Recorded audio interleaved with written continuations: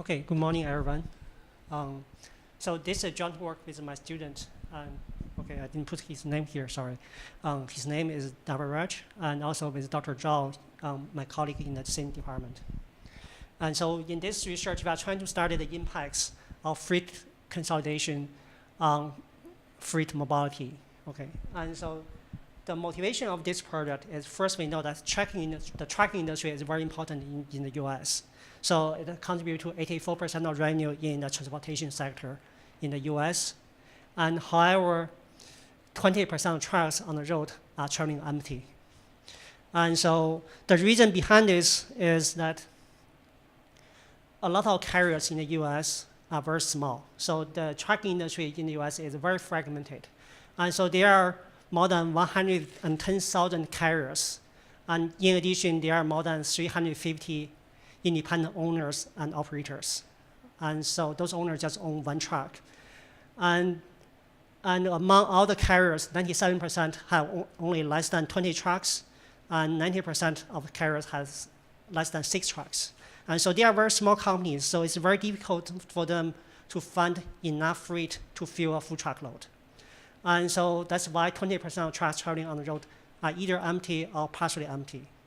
And if you are thinking from the shipper's perspective, and they want to, if they have a half truckload to ship or a quarter truckload to ship, and rather than using LTL service, and they may prefer to just use a full truck, even though they couldn't use up all the capacity. And the reason is that the LTL service takes longer time. So if you ship something from, for example, New Orleans to New York, and it takes probably only 2 days if you just use one truck and to go from New Orleans to New York. But if you use LTL service, and then it probably takes 2 weeks. And so the freight will go through the hubs and may not be sent to New York directly. It may be sent to to Dallas, and then from Dallas to Chicago, and then from Chicago to New York. And so some shippers prefer shorter time, so they choose to use a truck to ship just half truckload. And so in order to reduce the number of empty trucks, and so what we propose is trying to consolidate the freight, and especially for the small carriers. And so in this way, we can reduce the greenhouse emission in the US, and also we can probably reduce the shipping price. And so for the small carriers, and today many of them use the online freight matching marketplace to find demand. And so those online marketplaces are like Uber, and Uber connects passengers with cars, with taxis. And so for the online freight matching marketplace, and those marketplaces connect freight with trucks. But connecting freight with trucks is more complicated. And so if you think about Uber, actually the job of Uber is very easy. And so because the passengers are standard. And so no matter it's male or female, or it's old or young, and the passenger takes one seat. So it's very standard. And however, for freight, and freight have different requirements. So they have different weight, and they require different space, and the trucks are also different, and trucks have different dimensions. And so matching trucks with the freight is challenging. But what we are trying to do is more than what Uber is doing. And what Uber is doing is actually just fund a taxi. And so only fund one driver, one customer, one passenger for one taxi. And however, what we are trying to do is to provide a shuttle service or carpool service. And so we are trying to consolidate freights into one truck. And so then you have to consider if these two freights can really be put on one truck. You cannot just think about the weight, you have to think about dimension. And you also think about the classes of the freight. You probably cannot put chemicals in the same truck with grocery. And so the problem is more complicated. And so it's very difficult for the small carriers to fund the freight consolidation options. And because the small carriers do not have access to all the data, And so it only goes look at the website and see what demand are available. But since it doesn't have the access to all the data, it probably, and also the small carriers don't have the tools to do the optimization. So it's difficult for the small carriers to find identify the consolidation opportunities. And so it'd be more effective if the online marketplace does the job. And so the online marketplace has the data.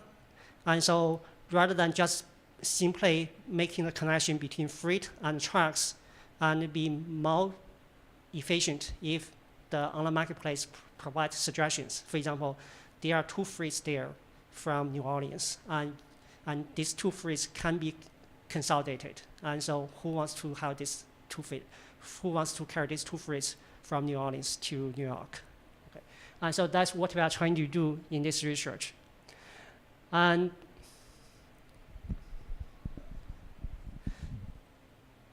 for the previous study, and so our research is very closely related to vehicle routing problem. And so there are thousands of research papers on vehicle routing. I cannot list all of them. And so I just list 3, and I'm not going to go through each of them. And so basically, some vehicle routing problems about the very generalized vehicle routing problem. And some vehicle routing problems consider different type of trucks. So the trucks may have different space and also different features. And 2 papers I want to mention is a paper in 2009.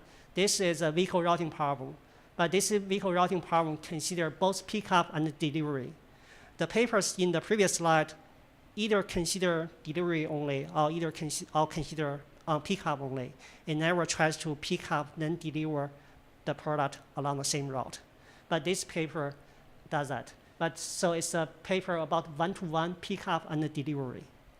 And so you can see here, there's no consolidation. So just pick up one freight, then deliver, and then go back to the depot. And so what we are trying to do is actually we are going to pick up multiple freights and then deliver to multiple destinations. So our problem is more complicated. But we did adopt the algorithms, some algorithms in this one. So for example, the column generation algorithms we are doing, we borrow some idea from that paper. And another paper I want to mention is a paper by Huang in 2014, and it connects the freight movement with the emission. And so given the amount of freight movement, and so this paper studies the dynamic routing assignments. And then it calculates how much emissions will be created by those freight. And so in our research, we try to, the second stage of our research, we try to, based on the number of trucks we can save from the highway, and we study how much emissions we can reduce. And so the goal of the project, so first we want to study the online freight consolidation problem and see how much emissions can be reduced. And second, another goal is that we do want to propose this idea to the online marketplace and also try to attract attention from more scholars. So more people will study this problem, and then probably they will identify more efficient algorithms. And so there are two major tasks in this research. One is to identify the freight consolidation opportunities, and that's the optimization problem. And the second one is if we can reduce the amount of the number of trucks on the highway, and then how much emissions we can reduce. And so the progress, we have identified 2 models for the freight consolidation problem. And we also got data from the industry. So we worked with Tran-SET, and Tran-SET is a third-party logistics company in Texas. And so it's an online freight matching marketplace. And Tran-SET is a very large company, and so many small carriers use Tran-SET to fund their demand. And we got 1 month of data from Tran-SET. And so we use this data to train our algorithms and also validate, later also validate our algorithms. And third, we also try to quantify the amount of greenhouse gas emission, how much greenhouse emission can be reduced by doing the freight consolidation. And the models, and I think I'm the only one from industrial engineering in this room. I think most of you are from civil engineering. So I don't want to go through the details of the optimization model. It's probably too complicated for a short presentation. And so what we are trying to do is trying to minimize the cost and subject to some constraints. And so the constraints is to make sure that all the freeze will be covered by routes. And second, we also make sure that the number of paths should be less than the number of tracks available. And we also make sure that capacity of the tracks will not overuse the capacity of the tracks. Okay, so those are the constraints. And so the idea of this algorithm, of this model, is basically if you think about network. And so this model is trying to build a route, and by picking up the links, okay, or picking up the arcs. And so this problem actually is very complicated. So if you have a large network with millions of arcs, and so this algorithm is trying to see which two arcs can be together and to become a one route, and then add another arc. And so it's a very complicated problem, so solving it will take a long time. And so the second model looks very simple, but this is only the master problem, and there's a sub-problem. And actually the sub-problem is very similar to the first model. And so in the second model, Y is the route. So we try to, again, minimize the cost. And this is to make sure that if an arc is in a route, and then, I mean, we need to make sure that the route will be, okay, if an arc is in the route, and then it should be in the route. So it's too simple here, so most of the details are left for the sub-problems. And so for the second problem, and so what we do is we use a column generation approach. And so we first use a small set of routes, and then we study the problem and see if there are opportunities to improve the solution. And so we generate more routes from the sub-problem and then give to the master problem to solve it again. Okay, so that's basically the idea of the second model. And so the two models I presented both have their limitations. The first one was very large and very complicated. There was a large number of variables we have to consider at the same time. And the second one here says, ideally, if we can have all the routes at the very beginning, and then we can solve the master problem. But again, there will be too many routes. So we use the sub-problem to identify a number of routes each time and to improve the solution. Okay, and so the second stage of the project focuses on the impact of emission reduction. And so the trucks generate usually mainly 4 types of major pollutions. One is carbon dioxide and volatile organic compounds, and nitrogen-based variations of nitrogen-based oxides, and also particulate matters. Okay, so those are the 4 types of pollutants generated by trucks. And so in Huang's paper, they provide an approach to calculate the amount of emission based on the amount of freight shipped. And so the amount of emission is a function of the vehicle speed. So we know that if the vehicle is driving very slow, actually it generates more pollutants than if it's driving on the highway.